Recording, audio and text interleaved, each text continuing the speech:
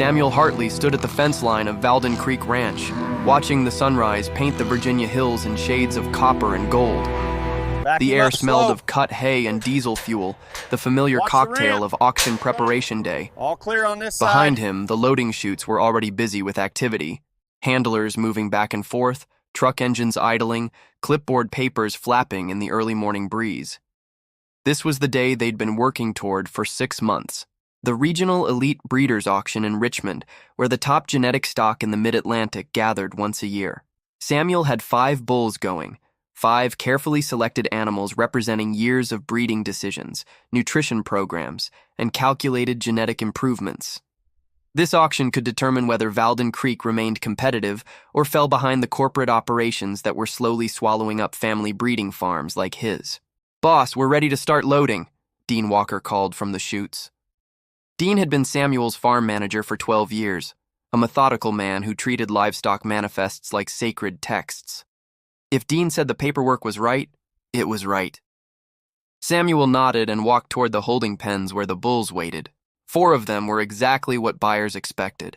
Massive, aggressive, testicular circumference measurements that made veterinarians whistle, the kind of raw masculine power that commanded premium prices. Thunder, Maverick, Diesel, and Rampage. Even their names sounded expensive. And then there was Atlas. Atlas stood in the corner pen, separated from the others not because he was dangerous, but because he wasn't. At 1,800 pounds, he was just as large as the others, his frame equally impressive, his lineage impeccable.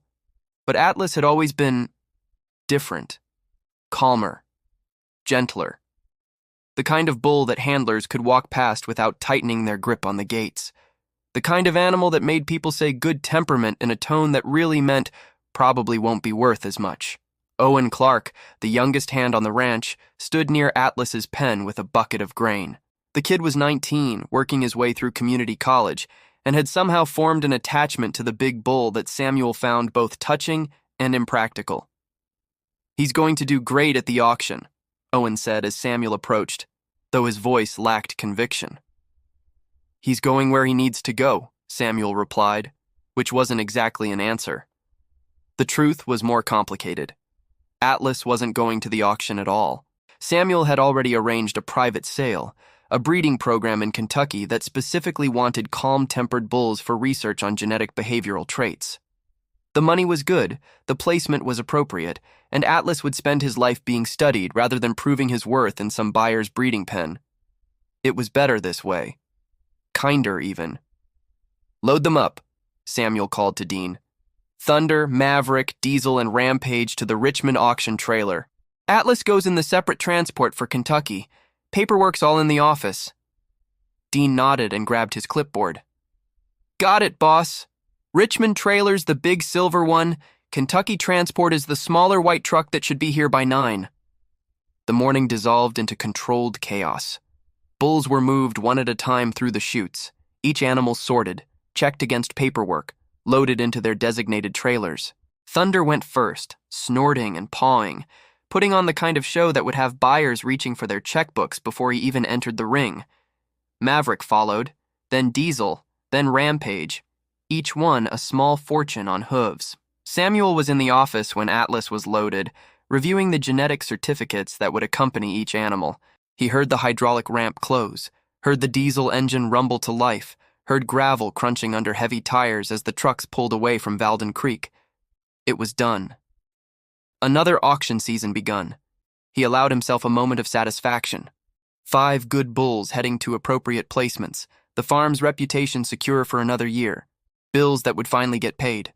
He didn't know that at that exact moment, Reed Harper was driving the white Kentucky-bound truck down Route 29 with the wrong bull inside. He didn't know that the hurried morning, the identical-looking paperwork, and Dean's single moment of distraction while answering a phone call had resulted in Atlas being loaded onto the Richmond auction trailer with the other 4 bulls. He didn't know that the massive, gentle bull who was supposed to be heading toward a quiet research program in Kentucky was instead barreling down the interstate toward an elite auction where aggressive temperament was prized above almost everything else. And he definitely didn't know that in the smaller white truck heading the opposite direction, Thunder, the most aggressive, valuable, and dangerous bull Samuel owned, was being transported toward a program designed for calm, manageable animals. The error was complete, total, and wouldn't be discovered until it was far too late to fix. 3 hours later, Samuel's phone rang. It was Jonas Whitlock, the auctioneer in Richmond, his voice tight with confusion. "Sam, I'm looking at your bulls. Got them in the holding pens. Everything's fine with 4 of them. They're exactly what we expected. But this 5th one..." Jonas paused. "This one's different. Not aggressive at all. Actually walked into the pen like a dairy cow." "What's his story?" Samuel felt ice water flood his veins. "5th one? Jonas, I only sent 4 bulls to you." "Well, I've got 5 bulls here with Valden Creek tags, and the paperwork says they're all auction stock. This calm one's tag says, Atlas?" Samuel closed his eyes. "Where's the Kentucky transport?" "What Kentucky transport?" The office suddenly felt very small, very hot, and Samuel's carefully constructed auction day was collapsing like a house of cards. He grabbed his truck keys with shaking hands, his mind already racing through the implications. Atlas, gentle, undervalued Atlas, was at an elite auction where calm temperament would make him look defective. And somewhere in Kentucky, Thunder was being delivered to researchers who were expecting an animal they could safely handle. "Jonas, don't let anyone near that 5th bull. Don't let him in the ring. I'm coming to Richmond right now." "Sam, what's going on?" But Samuel was already out the door, running toward his truck, his phone pressed to his ear as he tried to call the Kentucky program before disaster struck. He was too late on both counts. In Richmond, Atlas was already being evaluated by buyers who didn't understand what they were looking at. And in Kentucky, Thunder had just been unloaded at a facility completely unprepared for what they'd received. Samuel's truck tore down I-64 toward Richmond, his knuckles white on the steering wheel. You have to believe His me. phone had been ringing non-stop for the Just last don't 20 do minutes, anything yet. Dean calling repeatedly, Please, give me 5 probably more minutes. realizing his mistake. Samuel ignored every call.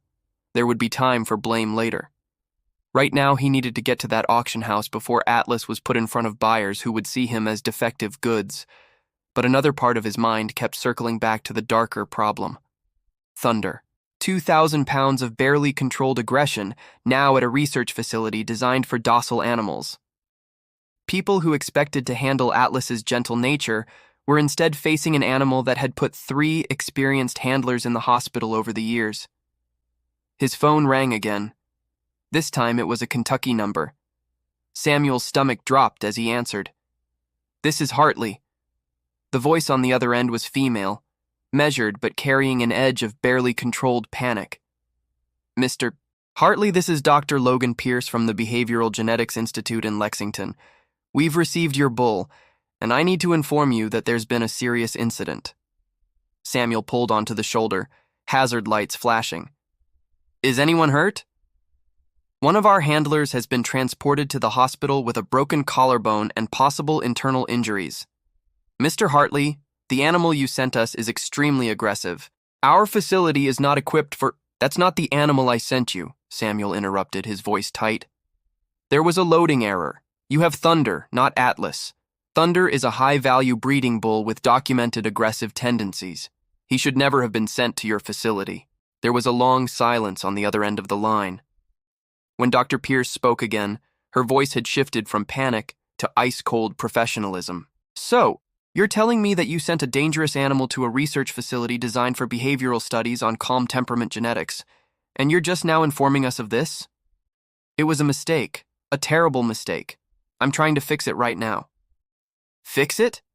"Mr. Hartley, we have a $50,000 liability claim developing, an injured employee, and a bull that we have currently sedated because he tried to go through a fence that cost us $30,000 to install. You need to get this animal out of our facility immediately, or we're calling our attorneys."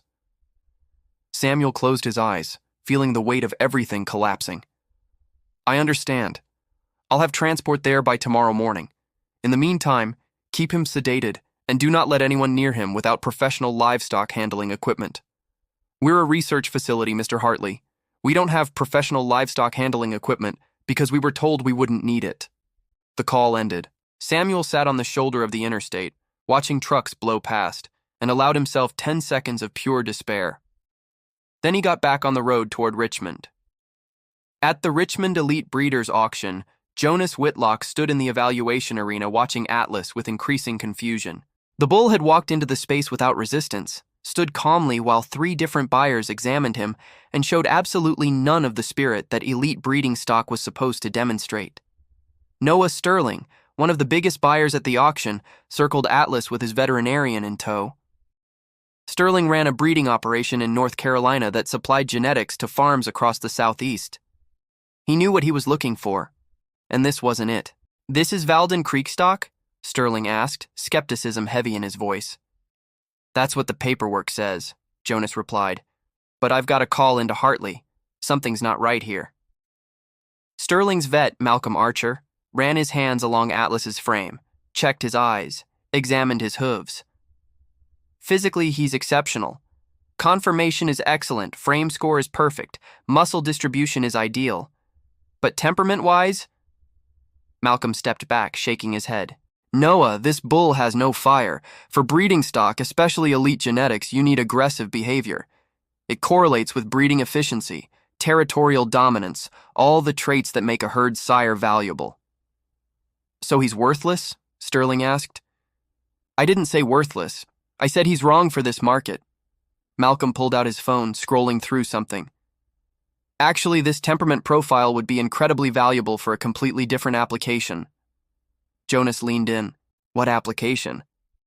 "There's a program I consult for occasionally, Youth Agricultural Education.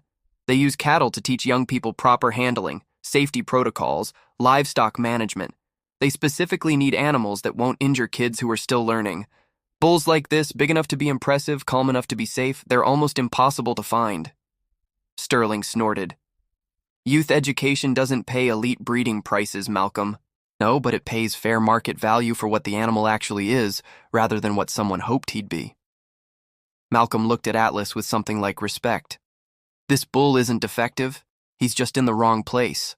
Before Jonas could respond, Samuel's truck screeched into the auction yard parking lot.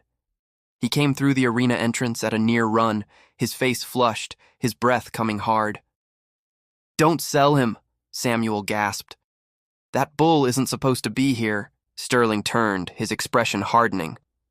"Hartley, your paperwork says he is supposed to be here. Are you trying to pull him because you realized he won't bring premium prices?" "No, I'm trying to pull him because he was sent here by mistake, and the bull I actually meant to send to your auction is currently sedated at a research facility in Kentucky after putting someone in the hospital." The arena went very quiet. Jonas stepped forward. "Sam, what the hell happened?" Samuel explained in quick, clipped sentences, the loading error, the switched bulls, the dual disasters now unfolding.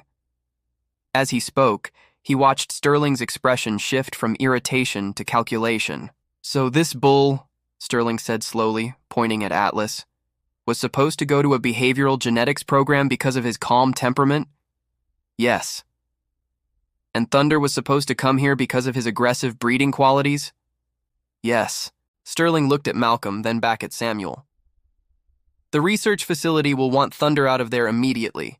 You'll need to arrange transport, liability coverage, and probably settle their injury claim. That's going to cost you significantly." Samuel nodded, too tired to argue. "Meanwhile," Sterling continued, "this bull, Atlas, is here, and he's not suitable for elite breeding purposes." He paused, then said something Samuel didn't expect. "But my daughter's 4-H chapter has been looking for a bull for their youth livestock program. Educational purposes, gentle enough for kids to handle, impressive enough to teach proper respect for large animals." "Your daughter's 4-H program?" Samuel repeated, not quite believing what he was hearing. "She's 16, wants to be a large animal veterinarian. Malcolm's been mentoring her." Sterling's expression softened slightly. "Look, Hartley, you've got a disaster on your hands. Let me buy Atlas for what he's actually worth.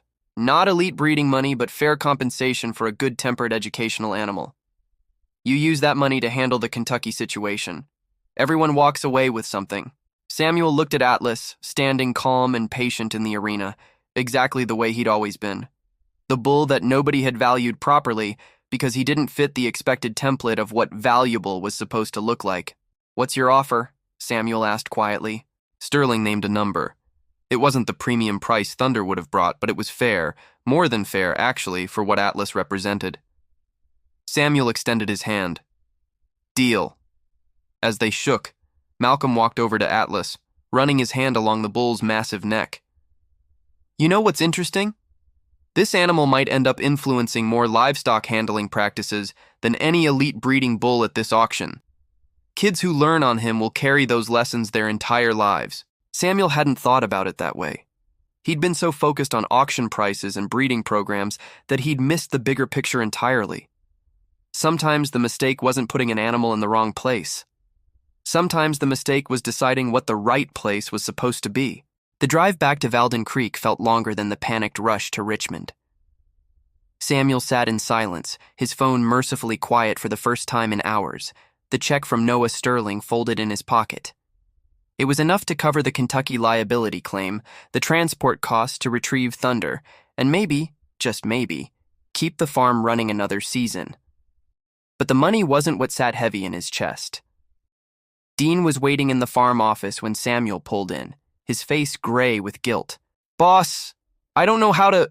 Not now, Samuel said, walking past him toward the barn. He needed to think, needed to process what had happened and what it meant. Owen was in Atlas's empty pen, running a hand along the fence rail. The kid looked up when Samuel approached, his young face tight with worry. Where is he? Owen asked quietly. Sold. To a 4-H program in North Carolina. He'll be teaching kids how to handle livestock safely. Owen's expression shifted.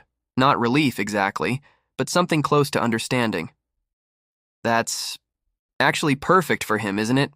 He was always so patient. Samuel leaned against the fence, suddenly exhausted. I spent 6 months planning every detail of this auction. Studied bloodlines, calculated genetic probabilities, matched each bull to what I thought was the perfect placement. And the only one that ended up where he actually belonged got there by accident. Maybe it wasn't an accident, Owen said. It was definitely an accident. Dean loaded the wrong bull into the wrong truck. I mean, maybe Atlas ending up where he needed to be wasn't an accident. Maybe the mistake was us thinking we knew where he belonged in the first place. Samuel looked at the kid, 19 years old and somehow seeing clearer than Samuel had in months of planning. When did you get so philosophical? Community college, required humanities course. Owen managed a small smile. But I mean it, Mr. Hartley. We all thought Atlas was less valuable because he wasn't aggressive. Turns out he's exactly valuable enough for what he actually is. That's not defective. That's just different. That night, Samuel sat at his desk reviewing the damage. The Kentucky facility had agreed to a settlement. Expensive, but not catastrophic. Thunder would be transported back tomorrow, and Samuel already had 3 buyers interested despite his reputation. Aggressive bulls still had their market. But it was the email from Noah Sterling that made him pause. Hartley, my daughter Emma met Atlas today. Attached is a photo. Thought you'd want to see where he ended up. The image showed a teenage girl standing beside Atlas in a clean, well-lit barn. The bull's massive head was lowered, calm and patient, while Emma held a lead rope with confident ease. Her smile was genuine, unforced, the smile of someone who'd found exactly what they'd been looking for. In the background, Samuel could see other kids watching, learning, taking notes. Future farmers, future veterinarians, future livestock handlers, all being taught by a bull that everyone at Valden Creek had underestimated. Samuel forwarded the photo to Owen with a simple message. You were right. The response came back immediately. He was always perfect. We just had to stop judging him for what he wasn't. Samuel closed his laptop and walked out to the barn one last time. Tomorrow would bring new problems, new decisions, new bulls to evaluate and place. But tonight, he allowed himself to accept that sometimes the best outcomes came from the worst mistakes, and that value wasn't always found where you expected to look for it. 3 months later, Samuel received an unexpected invitation. Emma Sterling's 4-H chapter was hosting their annual Youth Livestock Safety Day, and they wanted him to attend as a guest speaker. The irony wasn't lost on him. Being asked to talk about livestock placement after his catastrophic loading error had become something of a cautionary tale in breeding circles. But Noah Sterling's personal note at the bottom of the formal invitation made it impossible to refuse. Emma wants you to see what Atlas has become. I think you need to see it too. The facility in North Carolina was nothing like Valden Creek, where Samuel's operation was all business, efficient, productive, focused on genetic outcomes. This place had a different energy. Teenagers moved between pens with clipboards and careful attention, their movements deliberate and respectful. Educational posters lined the walls, safety equipment hung in clearly marked stations, and in the center demonstration pen stood Atlas. The bull looked different somehow, though Samuel couldn't quite identify what had changed. He was the same massive animal, the same rust-colored coat, the same powerful frame. But there was something in his posture, a kind of quiet dignity that Samuel had never noticed back at Valden Creek when Atlas was just the bull that didn't fit the template. Emma Sterling approached, leading a group of younger students. She was confident in a way that only came from genuine competence, not bravado. "Mr. Hartley, thanks for coming. I wanted you to meet some of the kids Atlas has been teaching." Over the next hour, Samuel watched something he'd never expected to see. Students, some as young as 12, practicing halter work with Atlas, learning proper positioning, understanding body language and pressure points. The bull stood patient through every hesitant movement, every nervous adjustment, embodying exactly what a teaching animal needed to be. Malcolm Archer, Sterling's veterinarian, stood beside Samuel during one demonstration. "We've had over 200 kids work with Atlas since he arrived. Not a single injury, not even a close call. Do you know how rare that is?" Samuel shook his head.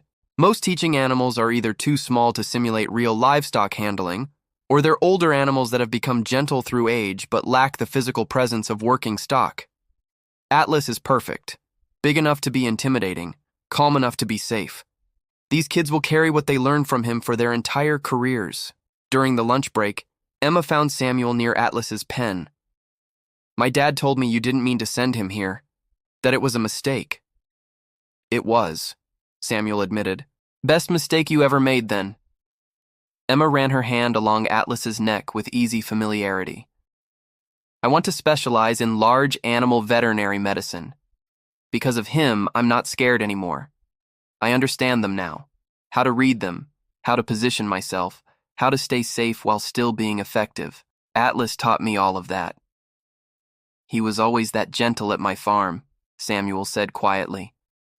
"I just never valued it." "Why not?" It was a simple question, but Samuel didn't have a simple answer. "Because I was measuring him against the wrong standard. I needed aggressive bulls for breeding, so I assumed any bull that wasn't aggressive was somehow defective.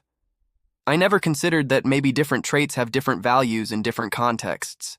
Emma nodded thoughtfully. "My dad says that's the biggest mistake people make with animals, and with people too.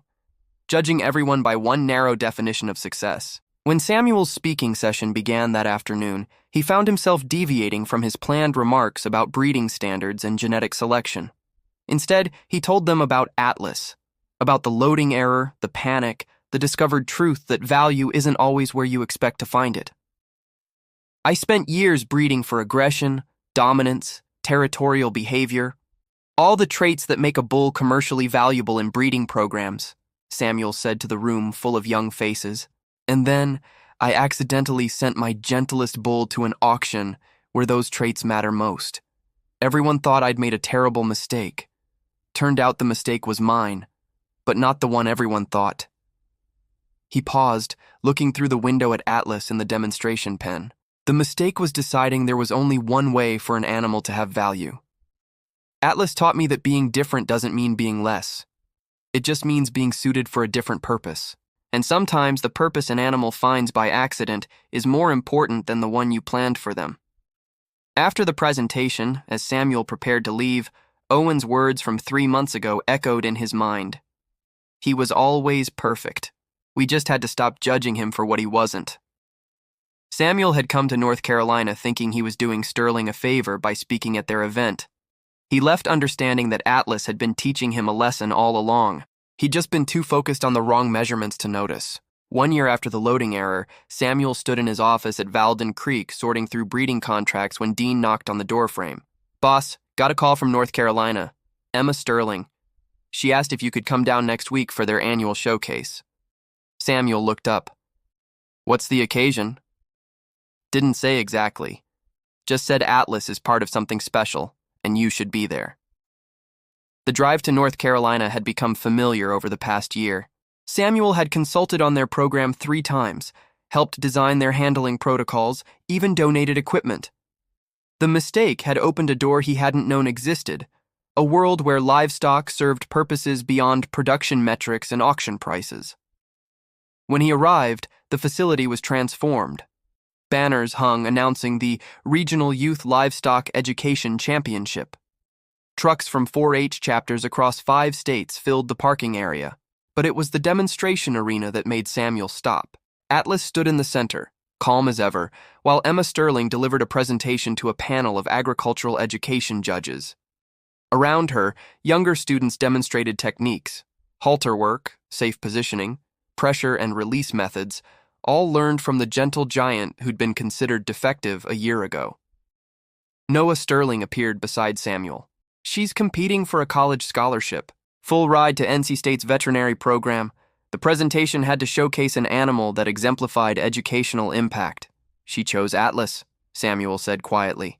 There was never another choice. Sterling's voice carried pride. That bull has influenced 73 students across 12 counties this year. 3 of them have already committed to large animal veterinary programs. 5 more are pursuing agricultural education degrees. All because Atlas taught them that working with livestock doesn't have to be dangerous if you understand the animal you're working with. Emma's presentation ended to strong applause. The judges deliberated briefly, then announced her as the regional winner. The scholarship was hers. As the crowd celebrated, Samuel walked to the arena fence. Atlas turned his massive head, and for a moment, Samuel could have sworn the bull recognized him. Maybe he did. Maybe he remembered Valden Creek and the pen where everyone had walked past him to admire more aggressive animals. Owen had driven down for the event and joined Samuel at the fence. The kid was in his 2nd year at Virginia Tech now, studying animal science, inspired by what had happened with Atlas. "You know what's wild?" Owen said. "If Dean had loaded the trucks correctly that day, Atlas would be at some research facility right now, and none of this—" He gestured at the celebrating students, the educational programs, Emma's scholarship, would exist. "Chaos theory," Samuel replied. "Small mistakes creating massive consequences." "Or maybe not mistakes at all," Owen countered. "Maybe just the universe correcting course when we get too focused on the wrong measurements." That night, Samuel called Dean. The farm manager had spent the year haunted by his error, despite Samuel's repeated assurances that it had worked out. "Dean, I'm at the North Carolina program. Emma Sterling just won a full scholarship because of what she learned from Atlas. 73 kids have been trained safely because of him. 3 future veterinarians, 5 future agriculture teachers, all because you loaded the wrong bull into the wrong truck." There was silence on the other end, then Dean's voice, rough with emotion. "Boss, I don't know what to say." "Say you'll stop beating yourself up for making the best mistake we ever made." After the call ended, Samuel stood outside the barn where Atlas lived now, listening to the quiet sounds of evening, students laughing as they finished evening chores, the gentle sounds of livestock settling for the night, the peaceful rhythm of a place where animals were valued for what they were, not what someone thought they should be. The loading error hadn't put Atlas in the wrong place. It had finally put him in the right one. And sometimes, Samuel thought as he drove back toward Valden Creek under a canopy of stars, the universe knew better than careful planning ever could.